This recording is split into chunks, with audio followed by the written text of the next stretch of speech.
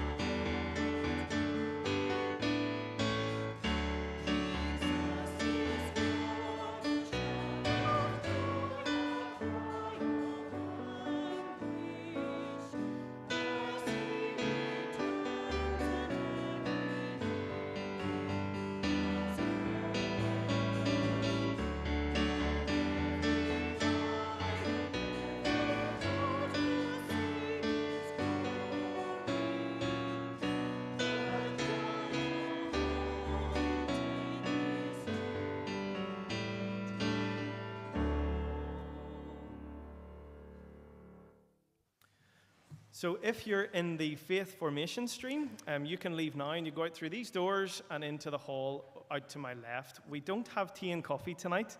We're not being mean.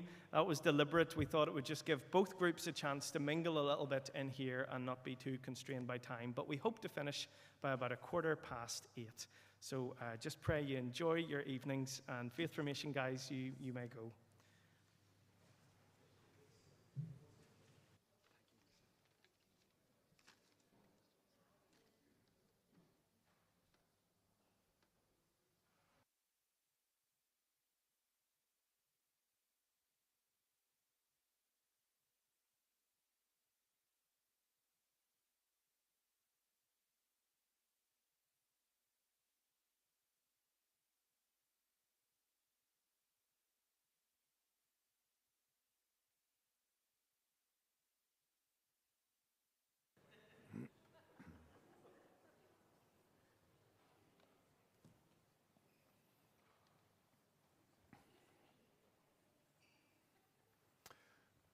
Well, our subject tonight is a question of the environment and the challenges that the pressures on the environment and so on bring to people like you and me in the 21st century. And so I put up a little sort of collage of a range of images and indeed individuals that I will talk about. They'll all appear somewhere over this talk over the course of the next hour or so. Now, I want to begin, though, with an interesting comment and distinction that was made by this Australian thinker, a man by the name of John Passmore. John Passmore wrote this book way back, I think it was about the mid-1970s, 1974, and it was entitled Man's, of course you couldn't get away with that now, Human Responsibility for Nature. Now, in this book, Passmore made a very interesting distinction, between what he called a problem in ecology and an ecological problem. Now, it seems a sort of trivial thing to say, but actually it was a very significant observation.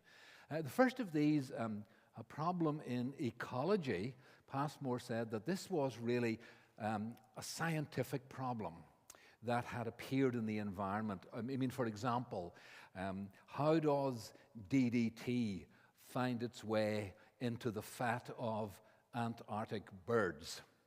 Now, that's a scientific question. It's a problem in ecology, and I guess there's a scientific answer to it. I have no idea what that would even look like, but nonetheless, that would be a problem in ecology. But he went on to say that was very different from an ecological problem. An ecological problem is a judgment that there's something in our world that has gone wrong, and there's something that we need to do to solve that problem.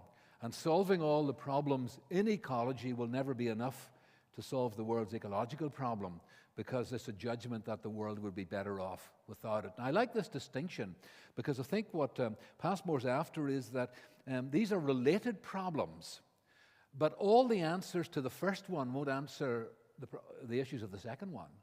And all the answers for the second one will not solve the scientific problem. So there's an important dialogue that he thinks should go on between practitioners of environmental science and society and peoples and communities in general about how they should behave with respect to the natural environment. I found that helpful, and I think that tonight I'll probably be focusing rather more on the second one of these, because I think that the scientific questions, in my view, are relatively speaking indisputable, that our environment is in very bad shape, and that human beings are making quite a contribution to the destruction of creation. And I think the question is, what should we be doing? What should all of us be doing? What should our society be doing to try to meet these ecological problems? But first I thought just a sequence of images to remind us of some of the environmental, I suppose, challenges that face us in the 20th and 21st, now well into the 21st century. Huge problems, of course, with the Arctic and Antarctic ice with ice melt, and therefore we have knock-on effects on wildlife with insufficient habitats on account of glacial melting. And then, of course, you get terrible hunger and depopulation as a consequence of this removal of the glacial sheets. We're all familiar, I suppose, from our news screens with problems about flooding as a consequence partly of climate change, but also as a consequence of deforestation, and issues that are also around planning as to why populations continue to build in places that easily end up with situations like this, where flooding becomes a danger to life.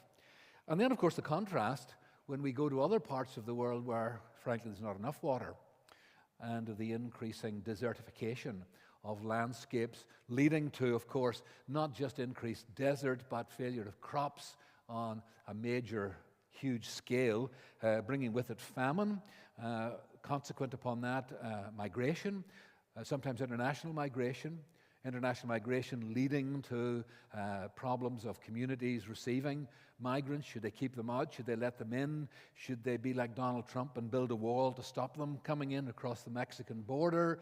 All of these sorts of things are attendant, though not exclusively the consequence of environmental change. And of course, poverty and starvation as a consequence. Increasingly dry and hotter weather bring about terrible forest fires. Now, of course, forest fires have been a natural phenomenon for a long time, and skeptics sometimes say this just has always happened, but the frequency and the intensity of these fires seem to me to be evidence that something is changing radically in our environment. You may remember these ones from New South Wales. They were quite astonishing and very, very challenging indeed. Of course, there's a knock-on effect on wildlife. And this is the kind of thing that results from pollution of the oceans. You can see the distorted feature of the turtle here with this, I guess that's a beer can, plastic wrapping, and then this has got around the creature when it was a juvenile and leads to the changes, morphological changes of this sort. I'm not even sure what that bird is, but the problems of wildlife as a consequence of oil pollution and oil spills. Here, the terrible cost of human waste in the wrong places, whether or not the waste has been generated by this little village here or has been swept in, more likely from other places in the world, creating this horribly polluted environment, no doubt in a place where water is not particularly plentiful.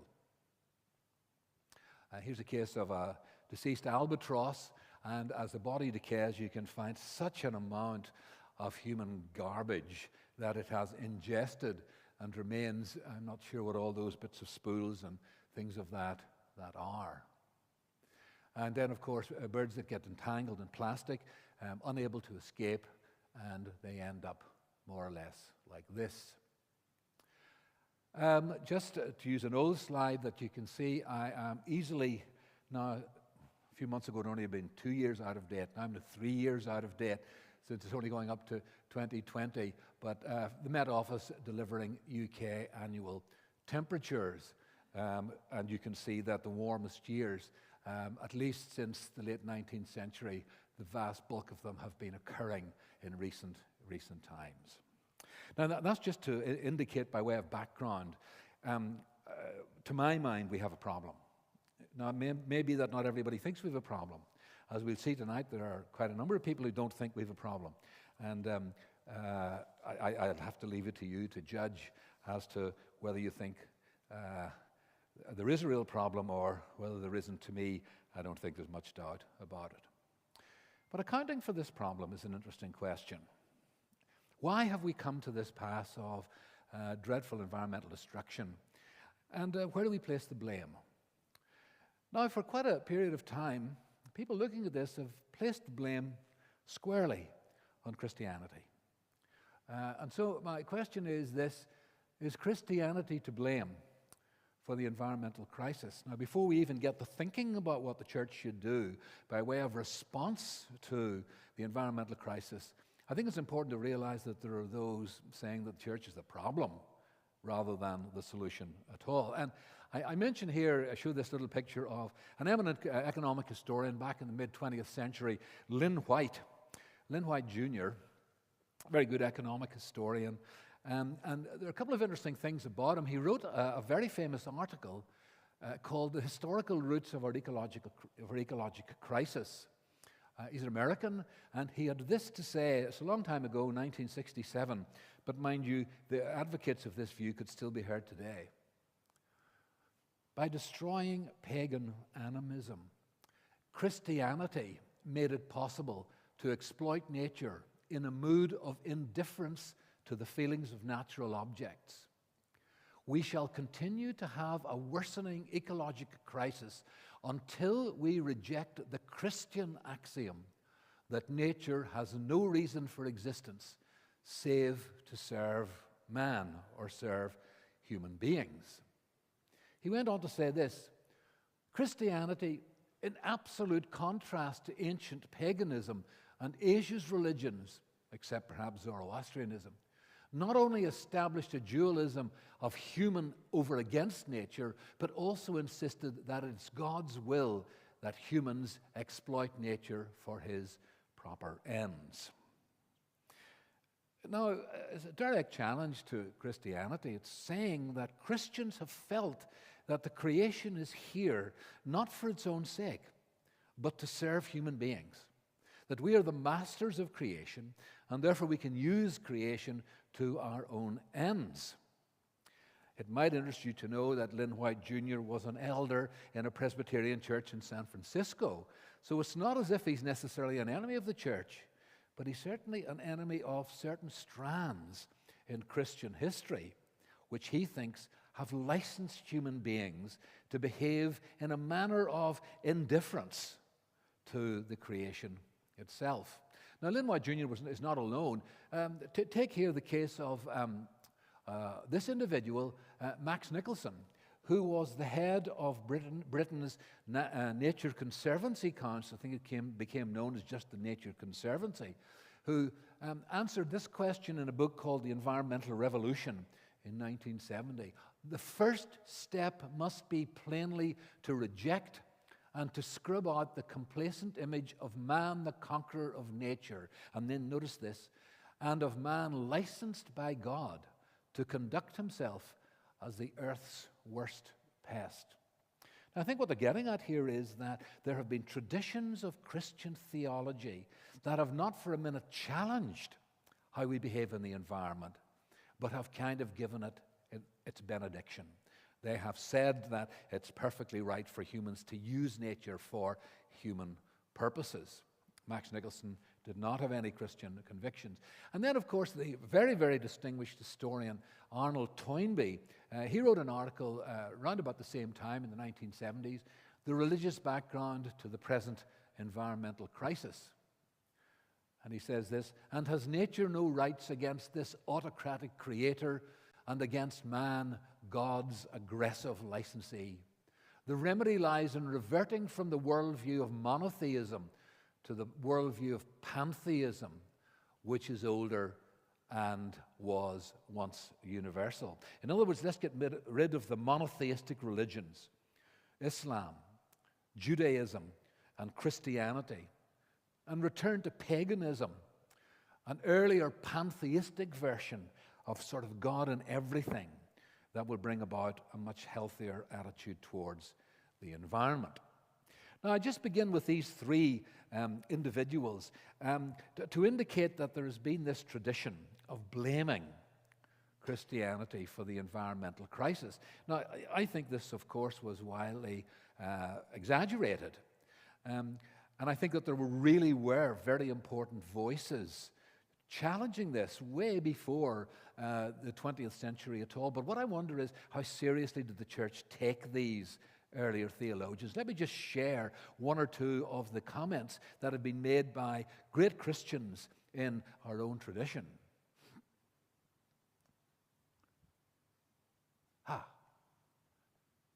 Oh, wait a minute now, complicating factors. I did want to say before I got to that's the problem, you're not using notes. There seem to me to be several things that query, before we get to the Christian responses to this, several things that query the simplicity of attributing the environmental crisis to Christianity.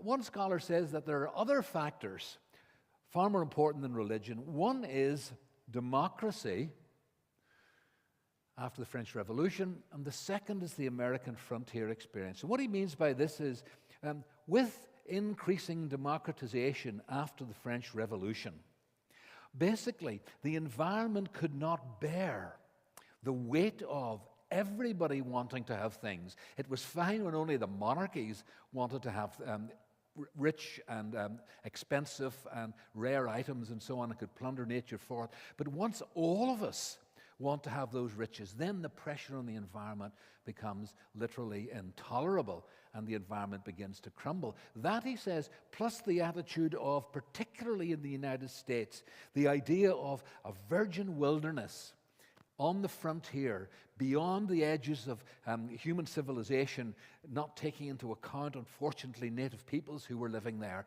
but that the progressive move of Europeans across the Americas and across North America in particular bred an attitude that there was plenty of natural resource to go around, that the woodlands were almost infinite, that the mineral resources untapped were limitless, and therefore bred an attitude of there's more than enough to go around and it could be exploited with a mood of indifference. Another writer, a Chinese thinker, looked at the East, to which people like Max Nicholson had drawn his attention, look at Eastern religions, and found that they were every bit as problematic as Western religions with their practices of deforestation, rice terracing, and urbanization. And a Jewish historian at the time had this to say: the devastation of vast areas of the old world by the Arab imperial expansionists and the denudation of central Burma by Buddhism, he thought was just as bad as anything that had happened in the West, even though those religions were lauded by people like Lynn White.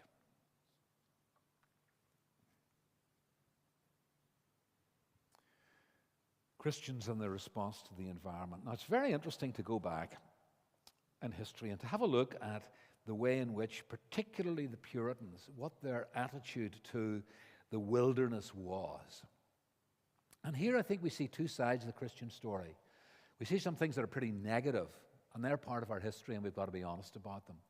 But we also see some things that are quite positive, and I think that we should try to cultivate those positive images and practices, even while we don't forget the harm that the church has done to the environment. Go back to the 1660s. Michael Wigglesworth was a Puritan, and had this little pamphlet with an interesting title, "God's Controversy with New England," written in the time of the Great Drought in the year 1662.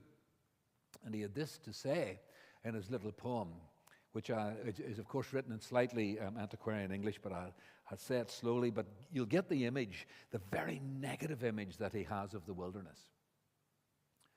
Beyond the great Atlantic flood, there is a region vast, a country where no English foot in former ages passed. Now notice it. A waste and howling wilderness where none inhabited, but hellish fiends and brutish men that devils worshipped. So the wilderness here, nature is being portrayed as wasteful and howling, inhabited by beings that are hellish and men and women that are brutish. The dark and dismal western woods, the devil's den while there, saying that in the past the devil had up to now lived in those places. Beyond such glorious gospel shine as none beheld more clear, so they're beyond the reach of the gospel, but so is the environment, and therefore it's a dreadful environment, where Satan had his scepter swayed for many generations. Now at last, with the Puritan entry into the New World, The King of Kings has set up his throne to rule among the nations. Now, this is an attitude that's quite negative about the physical environment. Quite, whatever you think about the values of evangelization and missioning and so on, it's an attitude to the environment that is the counter to everything that God stands for. And therefore, it has to be tamed. It has to be brought under Christian control and Christian planning rather than seen for any of its beauties or glories. Now, the great Pilgrim Father, William Bradford, a very, very similar attitude in 1620. When he's talking about the Pilgrim Fathers, what could they see but a hideous and desolate wilderness, full of wild beasts and wild men? And what multitudes there might be of them they knew not. The whole country, full of woods and thickets, represented a wild and savage hue. Now, the idea of clearing out the natural world, the wilderness, bringing it under civilized control, has been a very, very dominant theme in Christian theology. But there were always exceptions. And one of them was this: a person writing at exactly the same time in the 17th century, 1622, this writer had this to say, Thomas Morton, standing looking out on the wilderness. What a contrast this is. The more I looked, the more I liked it. And when I had more seriously considered of the beauty of the place with all her fair endowments, I did not think that in all the world it could be paralleled. In my eye, it was nature's masterpiece, her chiefest magazine of all, where lives her store. If this land be not rich, then is the whole world poor. A much more positive attitude in encountering the wilderness as a place of plenty, as a place of beauty, as a place of divine beauty, rather than the home of Satan and brutish men. The Bible, too, is quite interesting in how it considers the wilderness.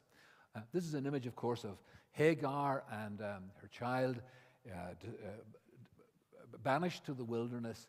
And the American Bible Society has this to say: through the experience of the Israelites in exile, we learn that while the biblical wilderness is a place of danger, temptation, and chaos, it is also a place for solitude, nourishment, and revelation from God. Here we've got the two sides of how Christianity is dealing with the physical environment. And indeed, we can continue that if we think of the life of Jesus himself. It's the first part of it, just the same quote. These themes emerge again in Jesus' journey into the wilderness, departing into the wilderness for prayer, and yet the wilderness being the scene and site of temptation. So there's a kind of duplicity in the history of how Christianity has dealt with and thought about the natural environment.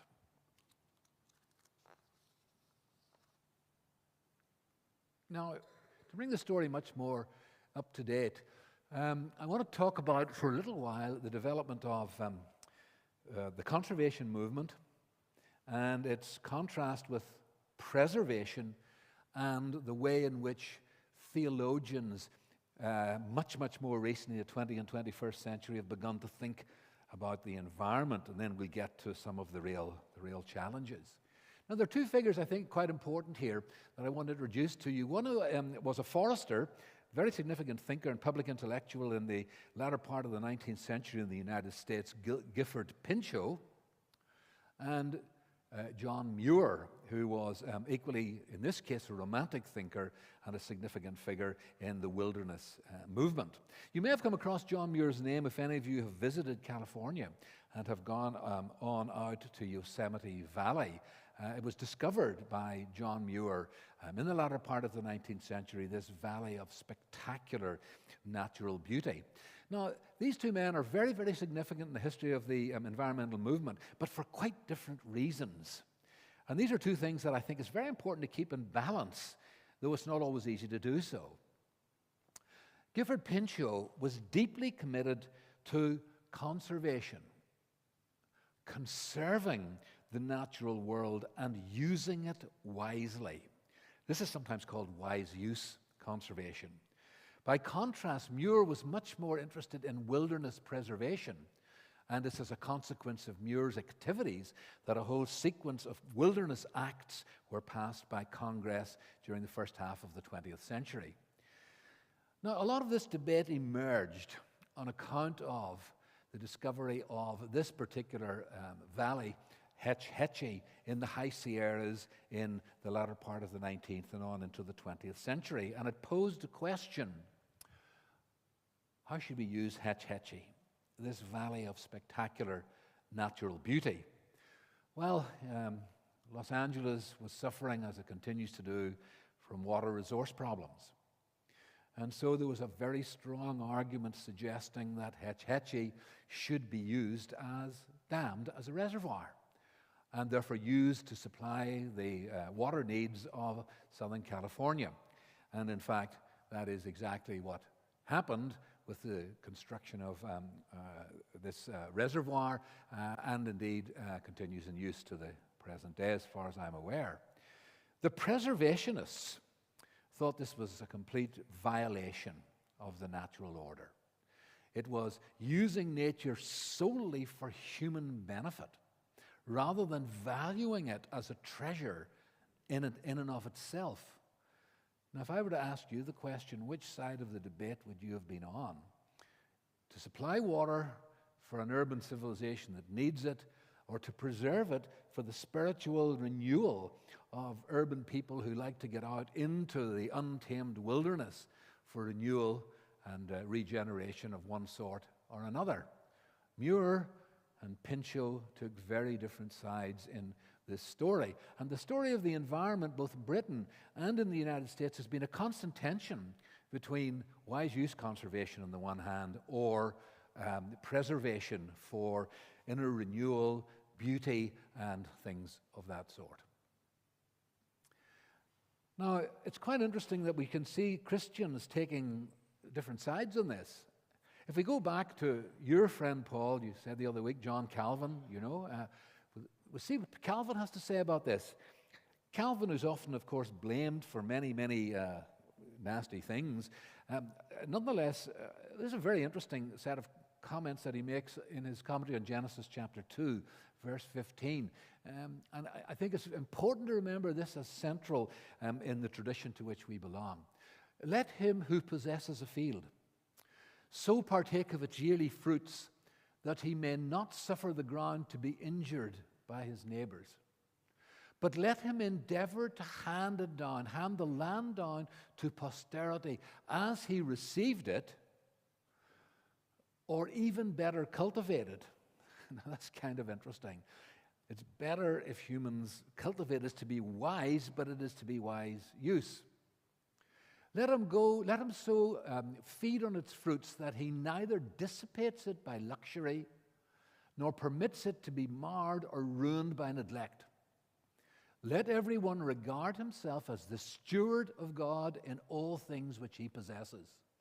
Then he will neither conduct himself dissolutely, nor corrupt by abuse those things which God requires to be preserved. I think that just simply Calvin's own testimony shows the shallowness of the analysis of Lynn White Jr. and some of those others that I mentioned at the beginning. There's a very, very clear conservation ethic that's at work in the theology of John Calvin. So we shouldn't be nervous about talking about environmental matters in a church context. This is very much part of our own Presbyterian heritage. Carolyn Merchant, contemporary historian, looks back to some other figures in the 18th century and says something very similar about William Derham, in which you see in the third line, Derham had stressed that humans were stewards over the creation. God made men in his own image as wise conservators. In the designed earth of John Ray and William Derham lie the roots of environmental recovery. Now, here's a secular historian looking back to these theologians, the Reverend John Ray and the Reverend William Derham in the 18th century, finding the roots of environmental retrieval in their writings. Here, she says, an awareness of environmental decline wrought by improvident depletion of resources for commercial gain could be countered by conservation. Conservation was rooted in an ethic of human stewardship over creation. I can see there quite an interesting thing for us to ponder on: conservation versus commercial gain. And that's something I'm going to be returning to before I finish later this evening. I could replicate this several times over with the Reverend Gilbert White, who even says something quite interesting towards the end of this little quote, that, and it's not just now for wise use. Notice what he says here: the most insignificant insects and reptiles are of much more consequence and of much more influence in the economy of nature than the incurious are aware of. Earthworms, though in appearance a small and despicable link in the chain of nature, yet, if lost, would make a lamentable chasm. Here, I think you have the theology of the earthworm, and it's not a bad place to begin. And you know, he's not alone. Another religious writer at the time, Christopher Smart, had this to say: the beetle is precious in the sight of God, though his appearance is against him. Goodness knows what he might say about some of us. Charles Wesley instructed parents not to allow their children to needlessly harm any living thing, including snakes, worms, toads, and flies. I wonder how many of us have practiced that over the past few years. Now up into the 21st century, just if you're interested, when we think about the wilderness and environmental matters, there are a whole spate of Christian writings that are available for Christians thinking seriously about this huge environmental challenge. Earth-keeping, Christian stewardship of natural resources, the Bible and ecology, hope in an age of despair, political theology of climate change. Theologians have progressively taken on a green agenda and have come to the realization, I think rightly, that the environment is not a single Sunday night in January at Kirkpatrick, but should be part of our everyday thinking about God, worship, and creation. And that's what I'm going to try to encourage you to do tonight. Pope Francis brought out this really very important book, I think called Our Mother Earth, a few years ago, a Christian reading of the environmental challenge. I think there are some, to me, very memorable little observations that he has in this book, and I'll just read one or two of these to you. I think that we should ponder very seriously what Pope Francis is actually saying here. In our time, he wrote, we have forgotten the active and open dimension of being, instead privileging the dimension of having. A possessiveness that leads to closure, where human beings define themselves and recognize themselves only to the extent of their material goods. You scarcely have to see any reality show on television these days where having doesn't triumph over being. And I think that Pope Francis is absolutely correct here. Pollution, global warming, climate change, the loss of biodiversity, the effects of uncontrolled exploitation are destined to grow exponentially if there is no change of direction in the short term. We need an environmental conversion, Pope Francis says. That is possible through the promotion of a truly ecological education that would create, especially in the young, a renewed awareness and ultimately a renewed conscience. Well, if he's right about that, I think that it would be important for churches to take on environmental responsibility as a key element of the education program that we should be engaged in as church members. Now, so far, I think I've been outlining what the challenge is, that Christianity has share in the blame, but certainly that's not the whole story. And some, I think, inspiring comments from people from John Calvin to Pope Francis about how Christians should be behaving and thinking about the environment. A relatively rosy story, I suppose. So I want to turn for a little while now to another challenge related to this, which might come at an angle that we're less familiar with, but challenges to the church, not just about environmental behavior, but some concerns about how we engage with other people and other Christians who think very differently about the environment from the way I've been thinking tonight. The darker side. I want to turn first of all to evangelical Christianity, notably but not exclusively in the United States. And then I want to turn, secondly, as the second dark thing, to climate change and warfare, because I think there are troubling things on both fronts here. And I'd very much like to have some of your comments and reactions to some of the things that we think about here. So the first one is environmental eschatology, doctrine of the last things. And I studied some of this a while back and was disturbed by it. And I hope you will be too. Here is a statement that came from Bob Jones University in the United States. Still probably right to describe as a fundamentalist university, but nonetheless in something called Faith for the Family. And Paul, I was thinking about your words earlier of introduction here about thinking about culture and society, not for these people. Evangelize the world Christian. That is your mission in the world. Try to bring Christian values, morals, precepts, and standards upon a lost world, and you're wasting your time. The Bible has already told you the world will get worse, not better. Now, there's a group of people thinking that environmental destruction is an indication of Christ's second coming. And therefore, we should not engage for a minute with trying to preserve the environment. We should ignore that. In fact, as a matter of fact, if we make the environment even worse, we might hasten the second coming. Now, this is a group which, I'm sorry to say, sells more books than mine have ever done.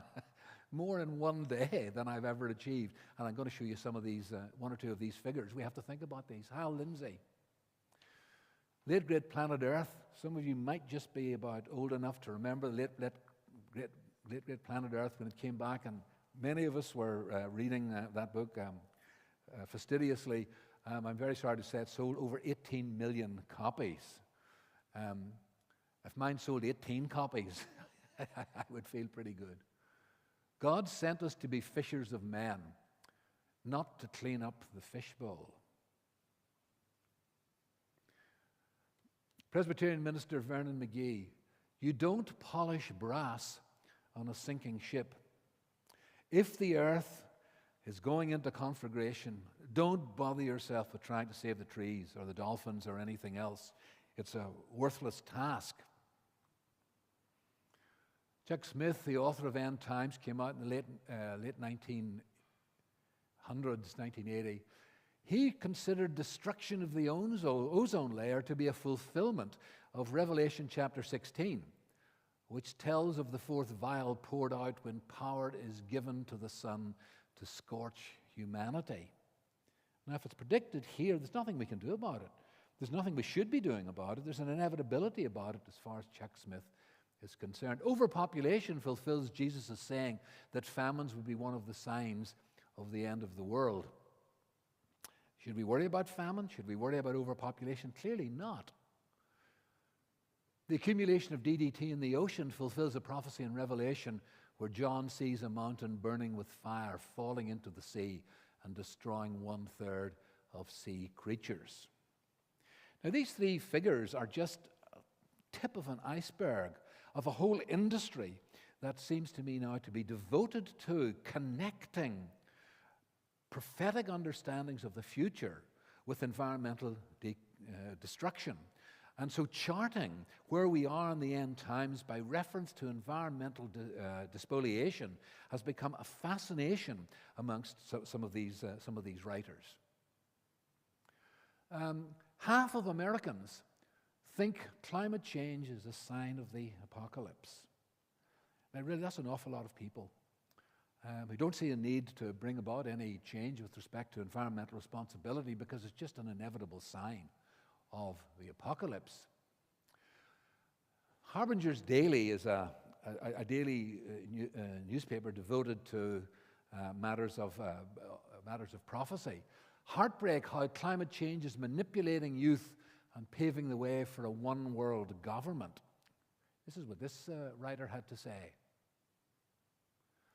The book of Revelation tells us that during the tribulation, the Antichrist will exert worldwide control through a totalitarian world order. What will cause the nations of the world to give up their sovereignty and rights to such a socialistic regime? I believe he will convince them that their only hope of survival is to join together against the threat of worldwide devastation through global warming. We see this already at work. So the efforts internationally of people to try and curb environmental destruction and to reduce the harmful effects of anthropogenic climate change is now considered to be something that is being used for a political plot to bring world governments together under a kind of Antichrist regime. This person goes on. I quoted from Pope Francis deliberately. According to a September the 1st report, Reuters report, Pope Francis has challenged governments on Sunday to take drastic measures to combat global warming and reduce the use of fossil fuels, saying the world was experiencing a climate emergency. He went on to say, "We have caused a climate emergency that gravely threatens nature and life itself, including our own." On at least 12 different occasions, Pope Francis has advocated a one-world government as a solution to the dire threat of climate change. Now, if this message is reaching half of Americans, according to the earlier comment, this is a tremendous push against environmental action, because if you support it, you're supporting a satanic regime that is going to dominate the earth. I think there's a world problem. I think it's a Christian problem. And I think we need to know what we should think about it. Now, for those of you who are interested in such things, there was, I think there still is, quite a remarkable website called Rapture Ready, which is, naturally American, a piece of propaganda from this group of Christians. You can't see it too well there. Can I suggest you need maybe a slightly larger display board here? But they go down through a whole range of things and give them points. Count up the number of wars, and then maybe you get 10 points for that compared with 8 last year or something. You go down through a whole range of indicators, and if you do this, you will find a number that tells you how quickly we are heading towards the second coming of Christ. Now, you can't read this too well, but it's saying here that, well, it is actually so interesting. I'll see if my eyesight's good enough to actually read this out to you. I'm not sure that it is. No, indeed it's not. But if your number gets to 120, you're absolutely in dire shape. Rapture Ready, let me just look at some of the comments that are made. Andy Woods, pastor of the Sugarland Bible Church in Texas, claims that with President Trump's decision to withdraw the United States from the Paris Climate Accord in 2017, Satan's agenda for this world just suffered a massive setback. So because Trump decided not to sign on for the concerns about climate change, Satan's agenda was attacked by Donald Trump. Another one, Jerry Ungerin, End Times writer, described the 2015 Sustainable Development Goals of the United Nations as clearly satanic and indicative of the Antichrist system which will deceive the world. Steve Schmutzer declared in 2017, global warming is a devised strategy to exert political coercion, employ a flawed science, and elevate deceptive data in order to persuade the world of an ecological farce. Global warming is, at its core, a false religion. It is eco-fundamentalism, a militant and rabid rejection of God. Now, I hope you're saying to yourself, hope this guy's going to finish. I'm tired of these one quote coming up after another. But I can't leave this without referring to Rapture Ready and the television programs with figures like Grant Jeffrey, whose brother I actually know quite well, and Hal Lindsey, whom we mentioned earlier on. Hal Lindsey's weekly report. In this week's program, I'm going to scratch the surface of the climate change fraud and show you how it is being used to consolidate the governments of the world into a coalition that may someday facilitate the rise of the Antichrist. I'm also going to discuss why I believe God guarantees that as long as this old earth is floating in space, there will be no man-made climate change.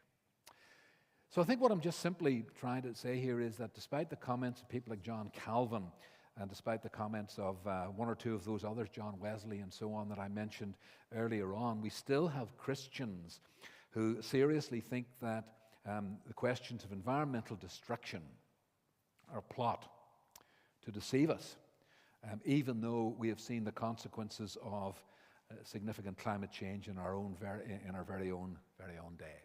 This was one of the two darker sides that I want to say something about, but there's another side that troubles me, perhaps just as much, if not even more so, and it's the securitization of climate change. Now, what I mean by that is some of the groups that are most interested in environmental change are interested in it because of its impact on the military and on war. Now, this is actually disturbing to me in a range of ways, and I'll try to quickly say something about this.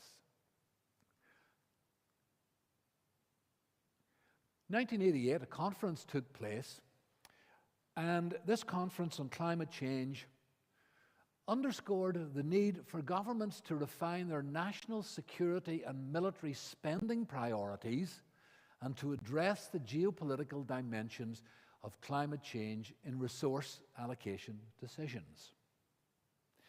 And what this person was actually saying is that climate change is a military and a national security issue. It's not just a matter to do with justice or a matter to do with survival. It's to do somehow with military power. Why so? Let me just say that this was reinforced by Margaret Beckett back in 2007. She was then the Foreign Secretary. Recent scientific evidence has reinforced and in some cases exceeded our worst fears. It has given us a picture of the physical impacts on our world that we can expect as our climate changes. And those impacts go far beyond the environmental. Their consequences reach to the very heart of the security agenda. How? War, stimulated by changing environments, brings about migration. Migration brings about challenges to environments, not only locally, but when migrants move somewhere else. How should you deal with them? Should you welcome migrants? Should you treat them as proper refugees, or should you keep them out? Should you build walls or whatever? Most military bases that the United States has around the world are located on coastlines. And therefore, if you've got climate change and rising sea levels, the United States military begins to lose its power, begins to lose its authority, its hegemony, for the very reason that the environment is going to challenge it. So the group that seems to me most interested in climate change in the United States, until recently, has been the American military. Let me illustrate this just to say that Chris Hoon said very much the same thing. Climate change threatens UK security. This document came out some time ago, National Security from the threat of climate change. The editorial board, which you can't read, is composed exclusively of 4- and 5-star generals in the United States. A fear that climate change will reduce American political power in the world. Just one or two quotes from this. Climate change can affect important U.S. strategic interests. The greatest concern will be over the movement of asylum seekers and refugees who, due to ecological devastation, become settlers. There's a tremendous worry about the challenge from migrants. The military operational challenges of climate change is something else. Note here that there's a concern already by then, which President Trump tried to solve. The rate of immigration from Mexico to the United States is likely to rise because the water situation in Mexico is already marginal and could worsen with less rainfall and more drought. Now, part of the argument here is, or part of my concern here is, rather than placing this issue into the context of social justice, what are our responsibilities to refugees and strangers who come from elsewhere on account of climate change or other sorts of political challenges? Is rather more important than putting it into the context of militarily, what should we do when these people arise? Climate change has never yet pulled a trigger to fire a bullet. It's people that do that. And so there is a sense that you can blame the climate for a war when it's really a political decision that didn't have to be made. Now, I've many comments from this, and time's going on, so I'll not read all of them by any means, but notice here another one by Lieutenant General Lawrence Farrell, Climate, Energy and Battlefield Readiness. This is an interesting one. 70% of the tonnage on the battlefield is fuel. That's an amazing number. Between fuel and water, it's almost everything we take into the battlefield. Food and ammo are really quite small in comparison. Delivering that fuel requires secure lines of communication. If climate change comes around, we'll not be able to fight so efficiently. And that's why the military are interested in it. Oh, that's a mistake. Direct impacts on military systems and so on. That's what this was all about. And so now, these are some of the books that have been published in the past 5 or 6, 7 years on war and climate, all in the context of national, international warfare or civil strife, very, very common. I'll not read any of these other ones out, just to say that there's a concern here about Islamic peoples coming in, a concern about the rise of latter-day cults of one sort and another, leading to governance instability and things of that sort. But, you know, it's far too easy to connect civil war simply to climate change. And I was very, very struck by the way in which we can blame climate change for many things that are actually our own responsibility. And this case of this Bangladeshi farmer struck me when I read it not so very long ago. His story shows that the ease with which we link climate change to conflict turns out to be far, far too simplistic. Here's the comment that was made in this piece. The loss of natural resources in the area due to climatic stress certainly played a role in this conflict that Muzaffar faced. However, so did land politics and power dynamics, social stigmatization, discrimination, and the legacy of colonialism. Some governments are interested in climate change because it can be blamed for warfare, where that warfare might lie in areas more to do with equality and social justice. Well, I'm just about finished, and I want to make 3 proposals to you for how, as a church, we should go forward. 3 principles that I find extremely difficult to put into practice. So, like every good preacher, I'll tell you that you should put them into practice. We need a political economy of enough. No one's going to win an election in Britain on a claim that we've got enough. Everyone has to believe in growth of one sort and another. But I think we've got to think about when enough is enough so that we don't continue to stress the environment the way they are. Here are a few biblical comments just about this for you to ponder. Philippians 4, I have learned to be content in whatever circumstances I am. But godliness with contentment is great gain. For we brought nothing into the world, and we can take nothing out of it. But if we have food and clothing, we will be content with that. Luke 3. And some soldiers were questioning him, saying, "And what about us? What shall we do?" And he said to them, "Do not take money from anyone by force or accuse anyone falsely, and be content with your wages." Now, I know in this day of strikes, I'm being rather risky saying this, but it's worth pondering. It certainly is worth pondering. I think I have another one here. Hebrews 13. Keep your lives free from the love of money and be content with what you have, because God has said, "Never will I leave you, never will I forsake you." Now, of course, I entirely support negotiation about fair pay. I entirely support the program for low pay agreements and for people being decently paid and so on. But our environment cannot continue to stand an economy that is based solely on economic growth. And I think within the church we've got to think seriously about the call for what I would say is a kind of theology of a political economy of enough.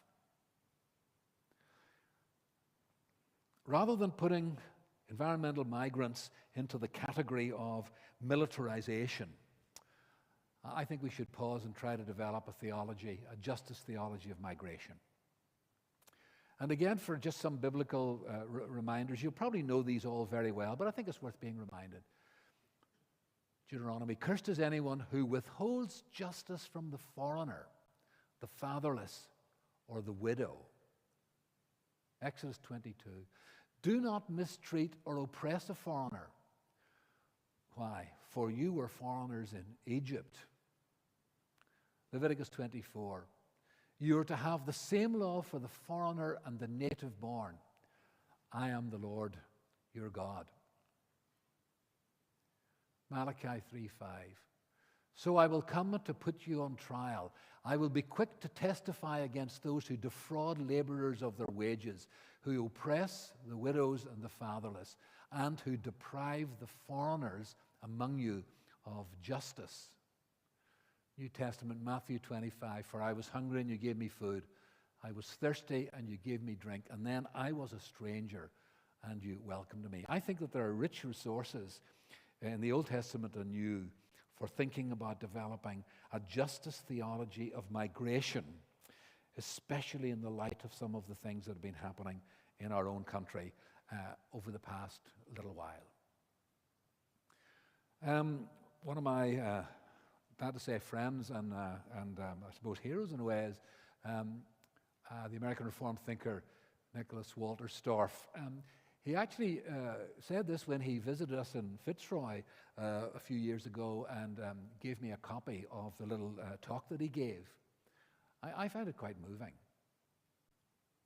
God has a special love for the little ones of the world, for the weak, defenseless ones, the ones at the bottom, the excluded ones, the miscast, the outcast, the outsiders. And I think this is really quite hard-hitting. The test of a just society is not whether the economically powerful have enough to eat. They almost always do. But whether the economically powerless have enough. Justice is society's charter of protection of its little ones. And that's why the biblical writers, when speaking about justice and injustice, always point to the foreigners and the widows and the orphans. If you want to have a test of how good and just our society is, do not look at legislation. Do not look at equality of anything, but look to see if the poorest and the worst off and the foreigners in your country are doing well. I found that quite challenging. And now my third and final point. I think within the church we ought to develop a liturgical ethic of creation. One of the consequences of the Reformation was indeed what was called the stripping of the altars in the 16th century. That is the removal of icons of all kinds, pictures and all that kind of thing, from ornate church buildings and the replacement by much more austere, dare I say, Presbyterian-style buildings, so that in one sense, Protestants almost got to the stage of worshipping in a white box with almost no ornamentation or almost no sense of light even coming in through the windows. Nick Walterstorff told me that when they were constructing a new church that he was involved with in Grand Rapids in the United States, that he wanted it to have lots of light, because he said, when you come into most church buildings, you feel you're coming into the dark. Don't you feel you should be coming into the light? Bring creation from outside into your church buildings and develop a liturgical ethic of creation. And so I thought I would just finish with what I think is one of the great liturgical pieces that's in Scripture that would begin to bring creation back into our services. I'll read this and then I'll finish. Give you a clue, Paul, that it's time to get up. Praise the Lord from the earth, you great sea creatures and all ocean depths, lightning and hail, snow and clouds, stormy winds that do his bidding. Now notice these are being called to worship, and we might try to metaphorize them away, but I think we shouldn't do that, because I think they do worship in their own way.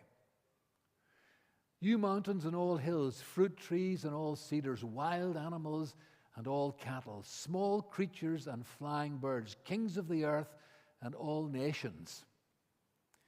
You princes and all rulers on earth, young men and young women, old men and children, all praising. I don't know, maybe walruses sing a counter bass. Maybe the starlings are tweeting like high sopranos. But nonetheless, whatever it is, it's a vision of all of creation participating with the church in worship. And this is how the psalmist ends. Let them all praise the name of the Lord. Thank you. Now you can get blinded there for a while. No, it's hard to see up here. Thank you for that, David. We do have about 5 minutes left. If you do need to go, you can go now. But we've got time for some questions. Pete, would you mind bringing up the roving mic? Would that be okay? I've got questions, but as I said, in week 5 of this series, we'll be having a conversation with David and Stephen, so I'm trying to keep my questions until then. Would anybody like to ask a question of David, if I can see you through the glare? Yeah, or make a comment too. I should say, David, with John Martin is a member of the congregation who works for the RSPB and has a great interest in these things. He texted to say he can't be here tonight, but I know he would have had a question for you. Of course. And I'll be watching online later. Yeah, thank you. Jill has a question here. Pete, would you mind passing the mic across, please?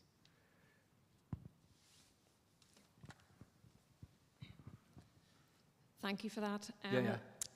I particularly enjoyed your 3 proposals at the end, which move us to action. In terms of the political economy of enough, that certainly is a problem nationally and internationally. In our churches, particularly in middle-class churches, I work in the environmental sector, and I always get the sense that looking after the environment and being more interested in it is about e-cars and reusable cups and burning particular types of fuels. Keep going, you're on a roll here. But I could go on. But it's much more difficult to get people to talk about and address the challenge of consumerism. And I think that's the biggest thing, particularly in a wealthy middle-class area. And I include myself in that too. How do we help that dialogue and just move away from, reusable cups, which is great, but it's a bigger dialogue? Well, I mean, I've no answer to that, just to say that I completely agree with you. And it's remarkable how frequently just having enough, even if you go back to the story of manna in the wilderness, they had enough just for one day until it came to the 6th day, and then they had more for the Sabbath and so on. And all of us, we are all complicit in environmental destruction one way or another. And, frequently there's almost no escape for it. Every time I go to pick up, chopped up chicken or something like that, it's always packed in plastic, and I just don't know why that has to be the case. But I think that this is part of a much broader theology of creation that we should not regard at all as a kind of luxurious bit of fun on a Sunday night. It should really be integral to what we as a group of Christians actually stand for. And I think that would be good if churches would talk about this and talk locally about what are the ways to meet these problems. Suffice to say, I agree with what you say. Thanks, Joe. Any other questions? Yeah, Yes, Lizzie. You can stretch the mic across there. So I was quite interested by the bit about the sort of the evangelical church in America and their sort of eschatological kind of perspective on it all. And it seemed to me like there were two strains of thought. One was that the environment is being destroyed and that is part of the end times. Yeah. And that we might want to just hasten that. Yeah. And then there was the other strand that was that it was all a conspiracy. Yeah. Are they aware of the kind of the sort of the inconsistency in that, or is it just that there are two different sort of strands within that way of thinking? That's a great question, because very often in movements like this, you get things that, when you sit and think about them, are just a straightforward contradiction.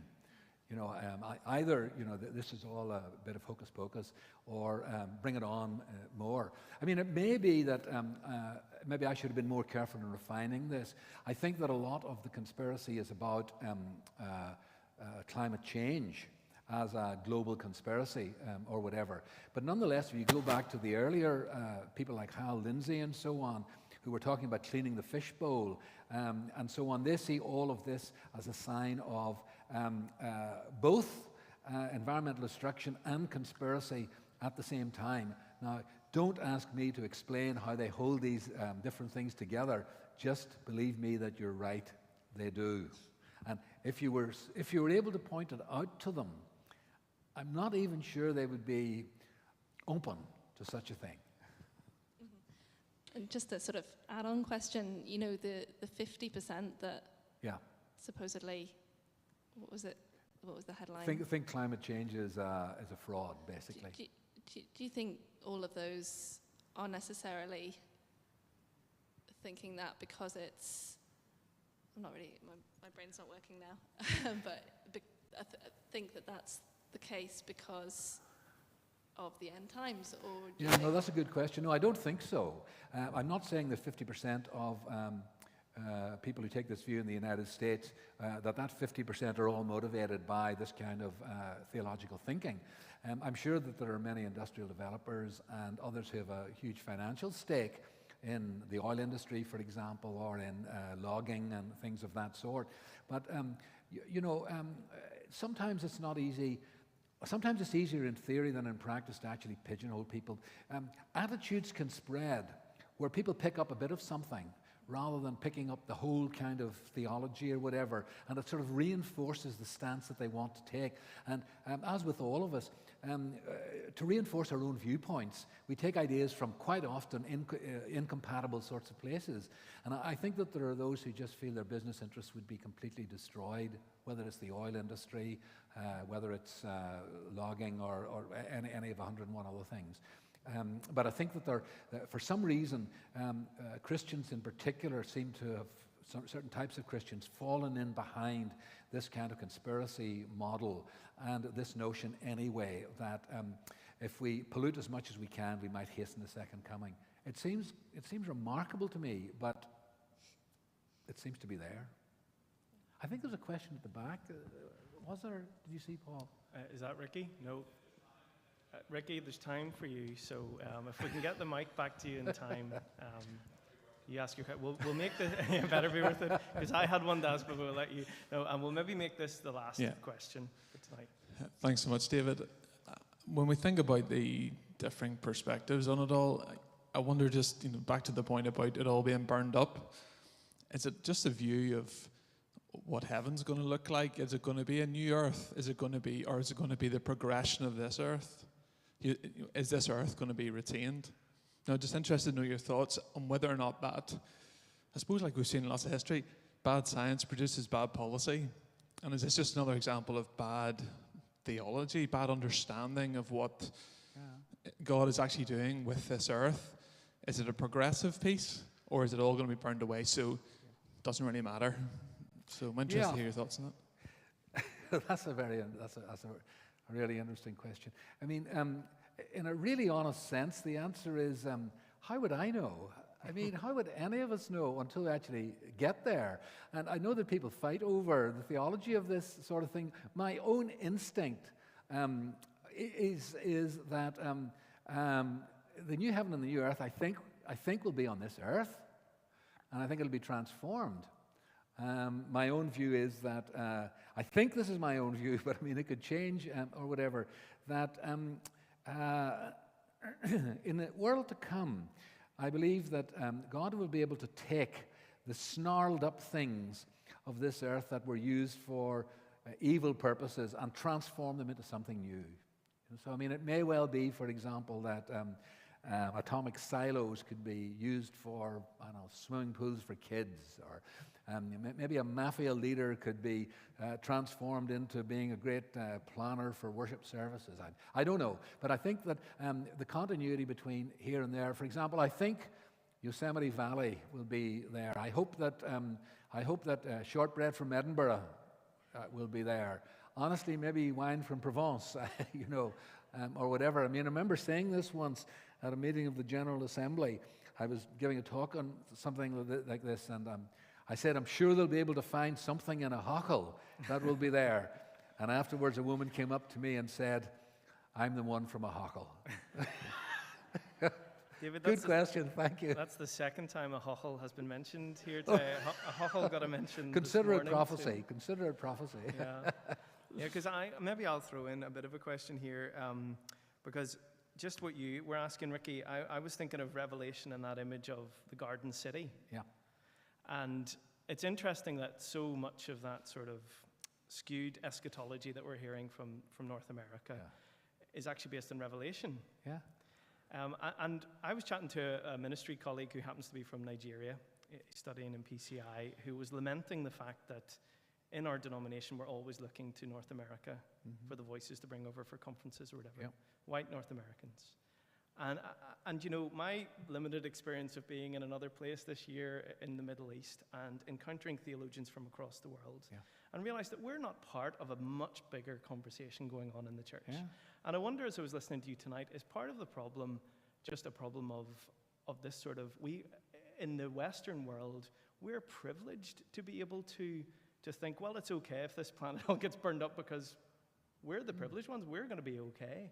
It's the folk in the developing world who are suffering, and it's very humbling to listen to theologians in places like the continent of Africa who are actually looking at some of these issues that are perhaps not being explored in the same way by theologians in the West. Well, I completely agree with that. I mean, the whole issue, it seems to me, about the legalities around climate justice are precisely to do with the fact that the people who are going to suffer most are the people who have not produced the pollution, but those in the West who have done so. I mean, we've had our industrial revolution. They haven't had that in other parts of the world. Why should they not? And it's very easy for us in the West to kind of preach sermons to them. But I think that it's also just good for Christians in any part of the world to learn what the Christian church is like somewhere else. I remember reading of something that really struck me very much by the historian of missions, Andrew Walls. And he said, imagine yourself, maybe even like this, but imagine you're sitting in a theater and you're watching a play. But everybody's seat is different. Some people are maybe sitting behind a column. They can't see everything. They've got to stretch a bit.